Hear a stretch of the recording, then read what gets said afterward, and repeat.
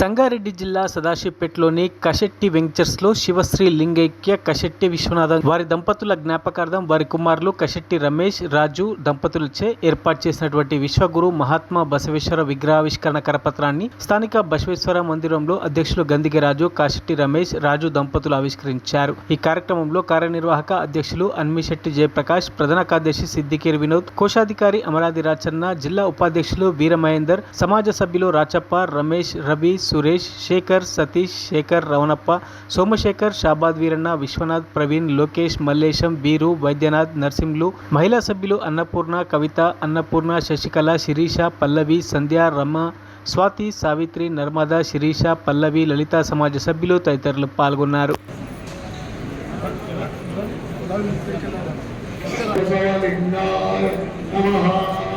ఓం శ్రీ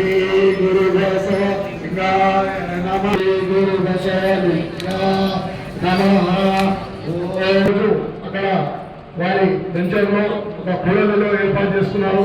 ఈ కార్యక్రమానికి మనమందరం కూడా సమాజం తరఫున వెళ్ళి ఈ కార్యక్రమం విజయవంతం చేయాల్సిన అవసరం ఉంది. కాబట్టి అందరూ కూడా ఆ రోజు ఉదయం బసవేశ్వర మందిరం జరిగే కార్యక్రమం. మరిన్ని అప్డేట్స్ కోసం మా ఛానల్ని సబ్స్క్రైబ్ చేయండి.